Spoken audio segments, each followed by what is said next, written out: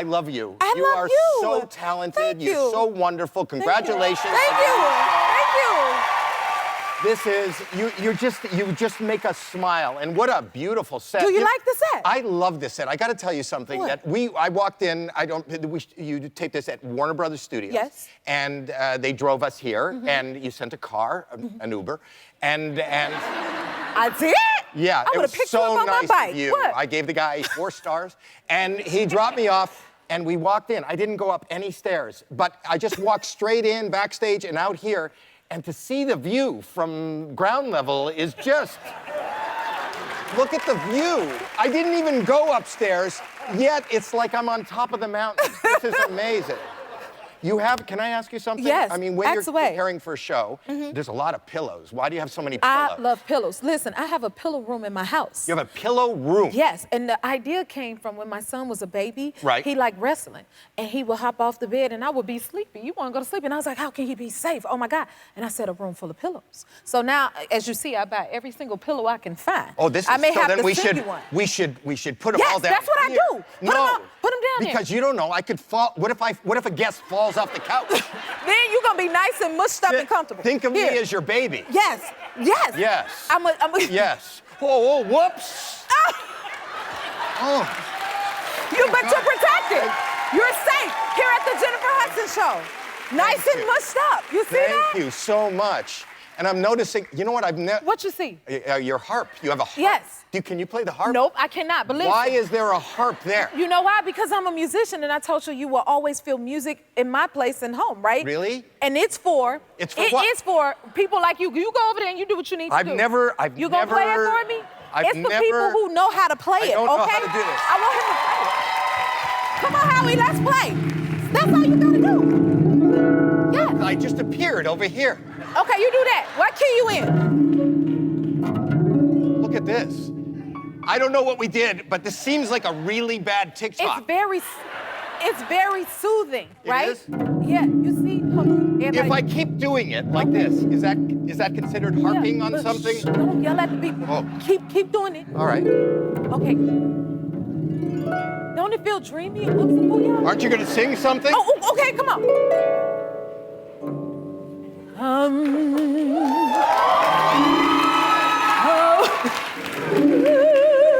Wow. Whoa.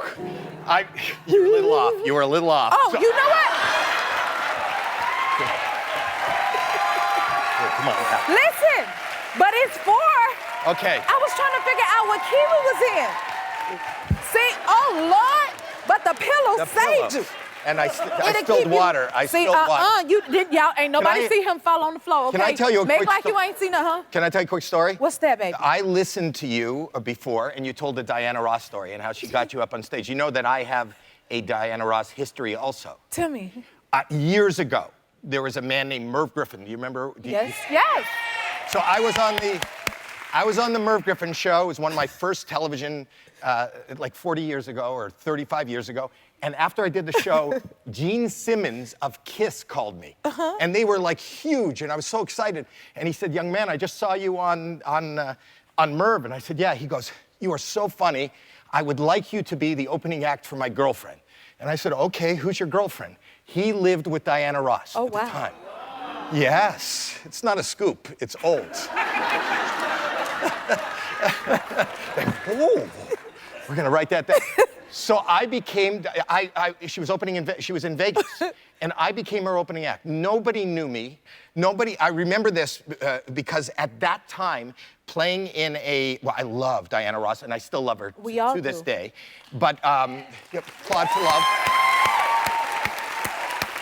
But I got there, and they said, young man, you must do 20 minutes. And I said, okay. And they said, no, you don't understand. Not 19. Not 21, we want you to do 20, because in those days, Miss Ross's set was set at a certain time, and they knew how much time, they want to get everybody into the casino, and they don't want to have to stay there 5 minutes longer because I go over, and I didn't wear a watch at the time. So I gave some guy backstage $10, and I said, when you got 1 minute to go, I had a great closing piece where I put a rubber glove on my head and I would blow up a glove. That was my whole act. Don't laugh, it bought me a house. Not laughing. It bought me a house. Okay. We got us a house. Okay. Yes, sir. How old were you there? How old? Probably about 25. Aw. I was 25 and I had hair. That's why I don't have hair. You do that every night and the hair comes off with it. But so what happens, this is what happened. So I gave some guy $10 and I said, when I have 1 minute to go, because I need to pull out the glove and blow it up as 1 minute, backstage, bang your foot on the floor, because I worked in front of the curtain and the whole orchestra was behind there, and just, I'll hear the bang and then I can go. And the lights go down, the crowd roars, and you hear Caesar's Palace is proud to present An Evening with Diana Ross, and they roared. And if you were me, listening really closely, you said, but first, Howie Mandel. And I would go out to such disdain, to such hate. Nobody needed to see me. Nobody wanted to see me. And I would start doing comedy to silence. And the people sitting in front, this is what reminded me of the story. I'm on the lip of the stage, and my feet are there. The people sitting in the front row were banging on my shoes, going, No. Oh. They hated me. It was silent. Aw. And it seemed like an eternity. I have pictures of me on stage wearing a suit jacket. You could see the sweat stains through the suit. And it was just quiet, and it just seemed like an eternity. And then finally I hear, and I go, oh, and you know, I put the glove on, and I'm thinking this is an extra thick glove because I can't hear even a giggle. And it pops off, and I go, ladies and gentlemen, enjoy Diana Ross. And they roared, and I turned around, and I tried to get through the curtain, and somebody was holding the curtain from the other. Oh yeah. And my back is to the audience, and I'm going, please. No. And I hear the guy going, another 10 minutes. No. Another 10. No. Yeah, yes. What did you do? I another 10 minutes. I turned around, and I had nothing to do. And when I realized I had only done, it seemed like an eternity, I had done 10 minutes. Somebody walked by. That's how quiet it was in the room. I thought it was a signal. Diana Ross wasn't ready, and I had to go for another 10 minutes. My biggest joke was gone. It was horrible. Every night, they hated me. Every night you did this? Every night. At the end of the week, they said, Miss Ross would like to see you in her dressing room. What I was thinking, she said? thank God I'm getting fired. I need to go home. She said to me, you young man are so funny. I love you. And she hired me for another 50 shows. Wow. You see? The show must go on. So tell me, because I'll tell you. What does your wife do with you? You've been married 40 years? Do you feel bad for her? No. 42 Like, years. your energy is amazing. No, she's angry. She's angry a lot. She's angry a lot, yes. She's beautiful. I think, well, I did well. You did well. She gets angry. I try to be an amazing husband, but I don't think things through. I don't. You know, she's an animal lover. I think you are too. You know what? I am too. Yes. So I thought for like one of her birthdays, I decided to, I rented an elephant for the backyard. I didn't think things through. Wow. You gotta rent an elephant for somebody you love. Listen. I wanted to do something big, something memorable. Should I do that? That sounds like a good No, idea. let me show you the tape. Let me show Okay, you. Watch show it. me I the brought tape. a little tape of You got a tape? a little gift that I Okay. did. Watch this. This is my wife's birthday party. That's my wife. There's the elephant. And there's my wife. Okay, so that's the party. Was So this let a me- surprise? What? Was it a surprise because your wife was Was sitting it a there surprise? Like, what am I supposed to do with this elephant? She said she's surprised I'm this much of an idiot. Because I'll tell you. Let me tell you. So I thought, well, I'll rent an elephant. This will be a great gift. But I didn't, that's all I thought about. So I didn't invite anybody. I didn't have any, there were no people there. There was no food. And you can't just rent an elephant for an hour because it comes in a truck and you got to take care of animals. It can't go back for a day. So, and my wife is in the backyard staring at an elephant. She was staring at it. Right, and it's hot in the San Fernando Valley, so I hosed it a little bit, and then it sunk into the grass and Proclar sprinkler system. Yeah, there was a lot of mud, and all the lawn came up, and then we went inside because we didn't know what to do with the elephant. And then the elephant stayed outside and pulled out a lot of the palm trees. It takes them. And then it takes the trees. So we were sitting in the living room watching all our vegetation, and it was sinking into the mud. And then I bought food for the elephant, but What'd you feed him? I don't know elephant food. But it's not what it went in, it's kind of what came out. And we didn't hire anybody. Oh, Lord. We didn't hire anybody. You cleaned it up? No, I didn't. And that's the problem. So the next day, there was, I think it was $35,000 worth of damage. The guy that helps us at our house came back to the backyard the next day, and there was giant holes and broken pipes and palm trees lying everywhere and big mountains of elephant dung. And he said, what happened? And I said, it was Terry's birthday.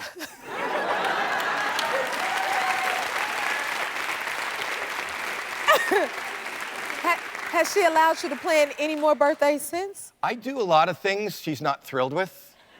Is things worse than that? I don't know. She got mad at me for, I don't know if I want to say this. I will. She gets mad at me for going #1 in the shower. Does anybody else here do that? No! No. One person yells out no, like they were a spokesperson for this whole audience.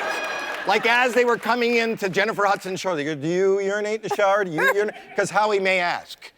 It wasn't even about urinating in the shower. She said I broke her rule. You want to know what her rule was? What's her rule? Her rule is, Howie, if you're going to pee in the shower, you have to be taking a shower. I would at least want you to be taking a shower, Howie. Right? No? She was. Oh my God! I was kidding. It's just Okay. another golden moment from Howie Mandel. Open up to me about the OCD. Well, I have OCD. I have like a lot of mental health problems. Mm-hmm. I do. But you know, I use humor to kind of bridge the gap and kind of make me somewhat sane. But I've been, straddled with this my entire life. You know, I deal with OCD and depression and anxiety, but I think a lot of people do. Yes. And I think there's a huge stigma, and I've partnered with this company called No CD, so that CD. I think is the key is just to be able to talk about it. You know, I didn't get diagnosed until I was 40. My wife made me go to the, Wow. she couldn't deal living with me. It's not just the elephants and stuff. It was like disinfecting and touching and keeping things in order and rituals, and like I'm a mess. And she goes, I can't take this or I'm out. And I said, and I went for help. Mm-hmm. And I got diagnosed. And after I got diagnosed, I was embarrassed to tell anybody that I was diagnosed. And I realize now, especially after the pandemic, you know, this has become, you know, mental strife has become not just me, but an us thing, you know? Right. And there isn't anybody alive that doesn't deal with... That is very true. Right. There isn't anybody alive that doesn't deal with the weight of just trying to find a coping skill. You don't have to have OCD. No. You can deal with the loss of somebody, the isolation, just the word traumas, everything. And nobody goes through life without suffering at once. I just hate that we don't take care of our mental health like we take care of our dental health. You know, we go and get checkups, and it's all part of the curriculum. And that's why I partnered with this company called No CD, which is just an app, nocd.com. You can go there and get help wherever you are for a really good price, because sometimes people can't afford it. They don't know who to talk to. So anything that has to do with mental health is my platform. I even started doing a podcast with my daughter. Howie Mandel Does Stuff, because of my mental health. Both my daughter and I suffer from this. So during the pandemic, we didn't see each other for a year, and her kids. So we just started phoning each other and doing prank calls and calling other friends. My wife walks in one day and says, what are you doing? And I go, I'm just talking to Jackie. She goes, well, why don't you record this? And that became my podcast. But, you know, I think just spreading the word and being open about mental health. Right. Well, I'm old. There's a big stigma involved. If you're at an office, you can go, I'm going to my chiropractor, I'm going to my dentist, but you can't just say, I need some time off. I got to go talk to a therapist. Right. You know, and I want it to be that normal. To be as it should be. Normal. As it should be. I totally understand that. And thank you for that, because people need to know that everybody goes through something. You know? Everybody. And when we know someone is going through something, we can support each other. If you're not going through something, then you know somebody that is. Right. You're working with somebody that is. You're coming in contact with somebody that is. So let's remove the stigma of mental health. I agree with that wholeheartedly. Wow. Wholeheartedly. Wow. Yeah. Yeah. Tell me, so we have a friend in common, Simon Cowell. Simon Cowell. What is your experience like with Mr. Cowell? Well, I love Mr. Cowell. We are friends beyond work on AGT, but we don't often agree. Like, I like Barry Manilow songs, and I know he had a problem with you singing. So he doesn't like Barry Manilow songs? No, So it I wasn't don't know. me singing it? It was the Barry Manilow No, song? I remember like Barry watching, and Manilow I'm going, songs. I remember watching you on American Idol and go, oh my God, this kid's got a career. And Wow, thank then you. you got eliminated. Thank you. And I thought that was wrong. Wow. I'm telling you. I wish you were my judge. Well, Yeah, I was, somebody's but a I've good always judge. sat at home and judged, and I haven't been around a lot, like, because I keep myself isolated. But you should sing. You really should. I've been wanting to do that lately. Yeah. But when you No, was 'cause you playing got a that good harp over voice. there, it make With me on want to the- sing. I mean, listen, you're nervous around me, and I get it. I get am. it. No, don't laugh. I'm an icon, people. He is. Yes. He is. Yes. And you, as an icon, you are from, now I want you to know, part of my training and teaching came from Toronto, Canada. Why? You are from Toronto, I'm right? from Toronto. What do you mean you're and I'm from teaching? Chicago. Well, because I worked for Disney Cruise Lines. That was one of my first jobs. And So- we trained, the headquarters is in Toronto. Wait, they train for cruising in Toronto? Well, Where for- it's a waterlocked, there's no water. No. If you like, want to know how to be on a cruise, Howie, listen. Toronto. Listen, the talent, we trained there. That's what a Disney quarters You were are. a cruise performer? Yes, sir. Right before American Idol. Did you? Oh, so did you have to sing on rough seas? Yeah. Is that now? Were you ever Thank like? God I ain't have to swim on it, because I can't swim at all. No, but I would imagine if you're nauseous and you got to sing But like see, a, I didn't get nauseous until we ported on port days, because it was weird Because being it on felt like steady Toronto foundation again. and then being on the ship and it started to wobble. That's when I would get nauseous. But doing the shows, it was all about keeping your balance throughout the show. Right. But yes, but you're from Toronto. I'm from I'm Toronto. from Chicago. Right. And it gets super cold. I say Chicago, our cold like stings, and Toronto's bite you. No, it'll What you bite think? you. Part of my hair loss is that cold. No, it's not a joke. I grew up in Toronto, and in high school, part of our gym class was swimming. I never wanted to swim. I tried to get never out of either. swim. What? I didn't either. Because it was at the end of the day, and then I had to go home, and it was 20 degrees below, and I'm a lot older than you, and we didn't have blow dryers, so I had to go home with wet hair. You know how I got out of swimming? How? I threw a chocolate bar in the pool, and when everybody was there, I dived in and came up with it in my mouth. But anyway, the point, listen to the story. So I would leave at the end of the day, my hair was wet, and I'd be walking home, my hair would freeze, and then I could break it off. Oh, for real? For real, I have never lied to you. That's why I've been wanting to be on this show for over 3 years now, so just to be here. No, I used to say to Andy and Mary. But you know what? I used to say to Andy and Mary, get me on the Jennifer Hudson Show. And they Please. go, we're not producing Okay. it yet. I go, when you are. When you are. But promise me you'll come back, because I love your energy. Don't you love him? Isn't he amazing? Oh my. You stole my mouth. Oh, what are the chances you show up to a holiday party and there's somebody wearing the same outfit? This is so embarrassing. Howie. We didn't even call. Who wore it better? Tell me what you're doing for the holidays. The holidays we do always, it's very traditional. I take my family on vacation. I find that if I take my family, it's so much more comfortable than taking a strange family I don't know, because it's hard to make conversation or, no, I take my family, we go to Hawaii. I'm gonna be in Hawaii. Nice. But while I'm there, I'll also do a concert. I don't know exactly what day. Oh. I'll be in Maui. Check it out at howiemandel.com. Y'all hear And that? you'll come see me. I would but, love to. But I love going there, and we go to the beach. I'll go to the beach with my grandchildren. My grandchildren are my life, and we collect seashells. I love that. collecting seashells. I remember when I was a kid, my mom used to tell me that I don't know if you've ever heard this, but if you take a seashell, if you pick up a seashell and you put it, have you heard this? If you put it right to your ear, yes, it makes it so much harder to hear because it's blocked by a seashell. And so I don't put it anywhere near my head anymore because I want to hear the ocean and the breeze and everything.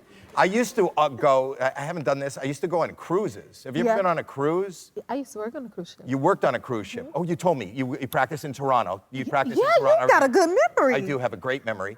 But I don't like going on cruises anymore because they used to say, oh, and apparently this is an honor. They'd say you can have dinner with the captain. With the captain. That's a big deal. It's not a big deal. I got to, first of all, he's just the guy driving the ship. It's like, Just driving. yeah, I'm on the bus. If you want to stop, you can go to Taco Bell with the bus driver. Why do I want to go It's the same thing, just on water. I don't know the captain. I don't want him eating with me. I want you driving and I want you steering. Have you not seen the Titanic? That's the problem. Don't have dinner. Okay. Yes, just remember that, stay y'all. up in the area there. Okay, can you tell us about your podcast and how it's going? My podcast is amazing. I do it with my daughter. It's called Howie Mandel Does Stuff. This is actually the stuff, this is merch. Nice. And you know what? You've been giving away gifts, and everyone in the audience tonight can have the Howie Mandel Does Stuff merch. I want if one. you go to howiemandel.com and buy it. So, Howie. right, special offer. It's a special offer. But we have, I would love you to come on my podcast. Would you ever come on and talk? Yes, I will. Yes, so we have guests every Tuesday, wherever you get your podcast and on YouTube. Me and my lovely daughter, Jacqueline, get to sit and spend quality time together with quality people. I would like to buy a vowel. And then that'll solve, you see what I did there? I see. Yeah, so I do that. And also, January 2nd, on NBC, AGT All-Stars. All-Stars? Yes. That's These are the amazing. winners, yeah, from all over the world. If you won India's Got Talent, Japan's Got Talent, everybody competes. I love and that. not only that, the winners of past years come back. We have Cody Lee, we have Terry Fader, we have, like, you have no idea, all the people that you recognize are competing at the highest level. This is like the Olympics of talent. I'm very excited about it. That's January 2nd on NBC. I will look for that. If you like this video, smash that like button and subscribe to the Jennifer Hudson Show YouTube channel. Check your local listings or visit jenniferhudsonshow.com to see when you can watch full episodes in your area. And don't forget to sign up for the newsletter.